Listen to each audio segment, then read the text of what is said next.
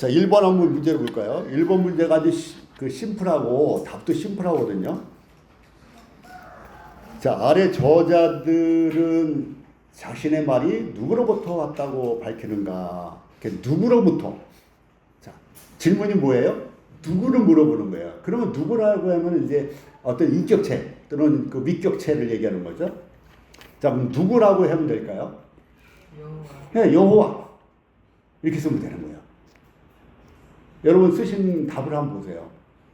여호와라고만 딱 쓰신 분들도 있고, 여호와께로부터라고 쓴 분들도 있고, 또 성경 구조를 그대로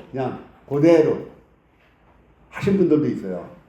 그래서 답은 맞아도 누구로부터 왔다고 밝히는가 하면은 답이 어떻게 돼야 되면 여호와께로부터 이렇게 해도 좋고, 로부터가 질문에 있기 때문에 여호와 이렇게 생략을 하게 되면 여호와께로부터가 되는 거예요. 그래서 여호와께로부터 또는 여호와 또는 하나님 또는 하나님께로부터 이렇게 쓰시라는 거예요. 이게 아직도 이게 안 되고 있더라고요. 처음에 안 되다가 한 몇 달 지나고 좀 되는 듯 하더니 지금 이제 인원이 많아지고 새로 오신 분들이 많다 보니까 또 안 되는 거예요. 그래서 질문을 정확하게 파악하시고 그 질문에 대한 답을 간단하고 명확하게 밝히시라고요. 여러분들이 자녀나 누가 복음을 물어봤을 때 간결하고 명확하게 얘기해 주지 못하면요, 오히려 혼란에 빠뜨릴 수가 있어요.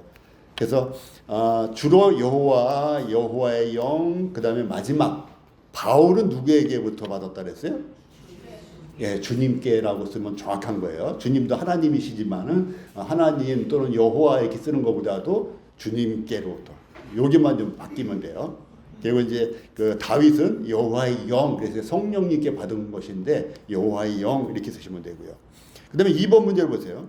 베드로는 말씀의 권위에 대해서 무엇이라 증거하는가? 무엇이라 증거했어요? 예, 하나님께로부터 받았다고 이렇게 말이 돼야 되는 거예요. 말씀의 권위에 대해서 무엇이라고 증거하는가? 하나님께 받았다고 증거한다 하는데 증거한다는 생략하는 거예요. 그래서 사람이 아닌 하나님께로부터 받았다고 이렇게 쓰시면 이 말이 되잖아요. 질문하는 것과 그 다음에 자신의 기록에 대해서는 뭐라고 그랬어요? 자신의 기록에 대해서는 베드로후서 1장 16절부터 19절까지 봐봐요. 손구집 있잖아요. 자신의 기록에 대해서는 친히 봤다. 내가 친히 봤다. 또 뭐라고 그래요? 들었다. 봤다. 들었다. 그래서 뭐 봤다고 들었다고 이렇게 해도 되고요. 봤다. 들었다가 있으면 돼요. 이거 뭐 장황하게 쓰실 필요가 없어요. 친히 봤다. 이렇게 해도 되고요. 그래서 내가 답을 쓰고 문제를 읽어보세요. 그 문제와 쓴 답이 문맥이 맞아떨어져야 되는 거야. 이게 엇갈리면은 답을 잘못 쓴 거예요. 자, 그러면 이제 이 잘못 쓴 사람들이 뭐를 헷갈렸냐면은 그 16절부터 18절까지는 베드로가 친히 듣고 본 얘기를 하는 거예요. 근데 19절은 어때요? 19절. 또 우리에게는 더 확실한 예언이 있다 그랬어요. 이 예언은 어떤 내용이에요? 구약 선지자들의 예언서들을 총칭해서 예언이라고도 부르는 거예요. 그래서 하나님 말씀, 율법서, 선지서들을 얘기할 때 예언이라고 하는데 특히 예언적인 말이 많이 나왔는 이제 선지서를 더 지칭할 때도 있지만 이것은 어쨌든 구약 성경을 지칭하는 거예요. 그러니까 이 19절은 구약 성경이에요. 구약 성경. 이 구약 성경은 베드로와 관계가 있는 건 아니에요. 그러니까 여기는 언급이 안 되는 게 좋은 거예요. 이 부분은 다르게 구별을 할 줄 알아야 돼요. 근데 바울의 기록에 대해서 뭐라 그랬어요? 네, 주께 받은 지혜대로 기록했다고 증거했다. 이렇게 해도 되고 주님께 받은 지혜대로 이렇게 써도 되고. 그래서 베드로는 말씀의 권위에 대해서 무엇이라고 증거하는가? 또 자신의 기록에 대해서는 무엇이라고 증거하는가? 바울의 기록에 대해서는 무엇이라고 증거하는가? 했을 때 내가 쓴 답이 문장이 돼야 되는 거예요. 여러분 읽어보세요. 한번 자기 거를. 그 문장이 되나. 연결해서 이 문장이 안 돼요. 50% 이상의 문장이 안 돼요. 그럼 무엇이 부족한 거예요? 국어가 부족한 거예요. 국어가. 우리말이 부족한 거지 성경에 대한 지식이 부족한 건 아니라고요. 대개 그 의미는 아시더라고요. 의미는 알고 여기서 이제 발췌되는 그런 과정도 아시는데 표현하는 방법이 안 좋아요. 복음을 전할 때요. 굉장히 표현하는 방법이 정확하고 적절해야 돼요. 시적절해야 돼요. 상대가 원하는 거, 상대가 의문스러워 하는 거, 상대가 궁금해하는 거. 상대는 궁금하지 않은데 계속 설명을 하잖아요. 그러면 하품하는 거예요. 지루하니까. 자, 근데 3번은요. 그리스도께서는 구약의 타당성에 대해서 어떻게 권위를 부여하셨는가? 어떻게 권위를 부여하셨는가? 인정하심으로 권위를 부여하셨다. 이렇게 말이 이어져야 돼요. 내가 대답할 때 좀 생략은 할 수 있지만 어떻게 권위를 부여하셨는가? 인용함으로, 인정함으로 또는 설명하셨다 그랬잖아요. 설명함으로, 자세히 설명하셨다 그랬단 말이에요. 자세히 설명했다는 얘기는 그게 거짓이면은 자세히 설명해서 가르치시겠어요? 아니죠. 그러니까 그 사실을 인정하시는 거예요. 모세의 글로부터 시작하여 자신에 관한 이런 성경 기록을 자세히 풀어서 그게 바로 나다라고 인정하시면서 인용하신 거예요. 그래서 인정과 인용을 다 쓴 이런 분이 있어요. 내가 베리굿. 그래서 인정하거나 인용하거나 설명하거나 성경대로 그대로 하려면 설명하심으로. 근데 설명을 왜 하겠어요? 인정하니까 설명한 거죠. 그래서 어떻게 권위를 부여하셨는가 인정하는 거예요. 인정. 만약에 구약 성경이 거짓이라면 인용이나 인정을 안 하셨겠죠. 네, 그 다음에 요한복음 5장 39절. 네, 그게 바로 나다. 그게 바로 구약 성경에서 말하는 그가 바로 나다. 그래서 이것도 마찬가지로 인정하시면서 인용하셨다. 그래서 인정하신 거예요. 구약 성경을 사실로, 또 구약 성경의 내용을 사실로 인정하셨다. 그러니 구약 성경은 사실이다. 우리 주님이 사실이라고 하는데 누가 거짓이라고 하겠어요. 그러니까 주님이 사실이라고 하면은 그것은 사실인 거예요. 이것은 대표적으로 그럴 텐데, 대표적으로. 나머지 다 언급하지 않았지만 나머지 구약 성경도 다 사실이다. 이렇게 되면 되는 거예요. 자, 4번. 자, 여기 어떤 분은 이제 그 요한복음 5장 39절 보면서 인정만 쓰면 되는데 인정하는 삶 이렇게 쓴 사람이 있어요. 인정하는 삶을 살아라 뭐 이런 의미겠죠. 근데 그것은 질문하고는 맞지가 않는 거예요. 그냥 인정하셨다 이렇게 되면 되는 거예요. 인정하는 삶을 살아라. 물론 좋은 얘기죠. 우리에게 교훈이 되는 우리 마땅한 얘기긴 하지만 질문하고는 맞는다 안 맞는다? 안 맞는 거예요. 인정하는 삶을 살아라 이게 요지가 아니라 인정하셨다 또는 인용하셨다 이게 요지가 되는. 그 다음에 4번 문제는 창세기에서 여러 사건들이 나오죠. 창세기에서. 자, 예수님은 이 구약에 이러한 정말 그 믿을 수 없을 것 같은 내용들이잖아요. 믿을 수 없을 것 같은. 자, 마가복음 10장 6절에 뭐라고 그랬어요? 성구집을 보세요. 마가복음 10장 6절. 성구집을 한번 보세요. 뭐라고 돼 있어요? 자, 이 내용을 쉽게 우리가 믿을 수가 있겠어요? 지금은 물론 여러분들은 다 믿지만 일반인들에게 창조 때로부터 하나님이 사람을 흙에서 지으셨대. 처음엔 남자를 짓고 남자의 갈비뼈로다가 여자를 지으셨대 하면 우리도 옛날에는 못 믿었잖아요. 그렇죠? 믿을 수 없는, 믿기 어려운, 진짜 unbelievable이야. 우리가 믿기 참 힘든 내용이란 말이죠. 자, 이 내용이 간단한 게 아니에요. 창조 때로부터 사람을 남자와 여자로 지으셨으니 이렇게 됐단 말이에요. 이게 누가 말씀한 거예요? 예수님이. 창세기를 예수님이 어떻게 하셨어요?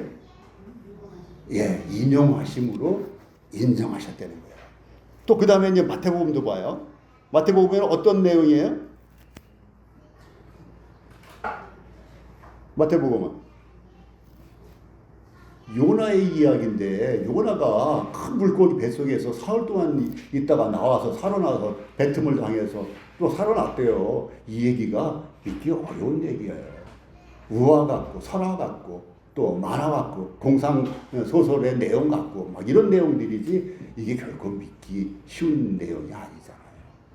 여러분 중에 누가 물고기 뱃속에 들어가 사흘 만에 나왔다는 이런 얘기 뉴스에서 혹시 본 적이 있나? 난 못 들었어요. 이 믿기 어려운 요나서의 내용을 예수님이 어떻게 했어요? 인용하신 거예요. 인용하시면서 인정하신 거라고요. 사실로. 이게 중요한 거예요. 요나서만 인용하고 인정한 게 아니고요. 구약의 모든 믿기 어려운 사실들이 있잖아요. 해가 뒤로 가기도 하고, 또 갑자기 군대가 소경이 돼가지고 예루살렘 성 안으로 이끌려오기도 하고, 그리고 문둥병이 없어지기도 하고, 각종 믿기 어려운, 또 홍해 바다가 갈라져 그 사이로 또 수많은 이스라엘 백성들이 마른 땅을 걷듯이 걸어나와. 이게 다 믿기 어려운 건데 대표적으로 요나 얘기를 하신 거예요. 그 다음에 또 누구 얘기 나와요? 마태복음 24장에 노아의 얘기가 나오는 거예요. 이것도 역시 인정하고 인용하셨다. 이렇게 쓰시면 되는 거예요. 그 다음에 5번 문제죠. 5번 문제에서 이 고린도 이 얘기가 많아요. 고린도 전서 보게 되면 이제 특히 논란이 많은 게 머리에 쓰는 것에 대해서. 머리에 쓰는 것에 있어서 끊임없이 문제제기를 합니다. 자, 머리에 쓰는 것이 교회에서 합당하냐, 쓰지 않아도 되느냐, 또 어디까지가 교회로 봐야 되느냐, 그리고 또 가장 중요한 게 이 교훈은 고린도 교회에게만 국한된 것이다. 이 쓰는 것에 대해서 이렇게 얘기하는 분들이 많은 거예요. 그래서 여기에 보게 되면 바울은 이제 5번에 작은 1번이에요. 바울은 고린도인들에게 자신의 가르침이 그들에게만 국한된 것이 아니면 어떻게 강조했는가? 자, 어떻게 강조했다 그랬어요?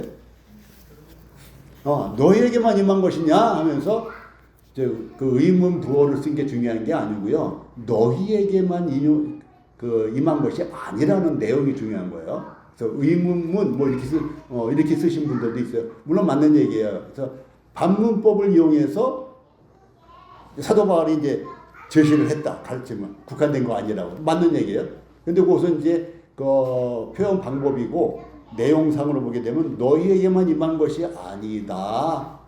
그러면 구체적으로 누구에게 임한 것이냐는 이게 자세히 안 나타나 있는데 고린도전서 1장 2절 손구집에 나온 데가 있어요. 하나님의 교회. 고린도전서 1장 2절에 보면 하나님의 교회 부르심을 받은 모든 자들. 그래서 하나님이 교회에게 쓰신다고 했어요. 고린도 교회에게만 쓰는 게 아니고. 그 다음에 고린도전서 11장 16절도 찾아보니까 논쟁하려는 생각을 가진 자가 있을지라도 우리에게는 하나님의 모든 교회에는 이런 규례가 없느니라. 이런 잘못된 규례는 안 쓰는 문제에 대해서 얘기할 때 나오는 거지만은 여기 이것은 이제 너에게만 임한 것이 아니다. 고린도 교회에게만 임한 것이 아니다라는 것을 이렇게 같은 고린도전서에서 얘기하고 있다. 이 얘기를 하시는 거예요. 그 다음에 이번에 보게 되면 누구의 명령이다? 주의 명령이다. 그 다음에 디모데 6번 디모데후서 3장 16절. 요거는 이제 각자 쓰시면 돼요. 교훈은 어떤 의미다. 또는 책망은 어떤 의미다. 바르게 하면 어떤 의미다. 의로 교육하면 어떤 의미이다. 뭐 사전을 찾아보고서 할 수도 있고 자기가 평생 살아오면서 느낀 대로 쓰실 수도 있고 약간 뉘앙스들이 다르죠.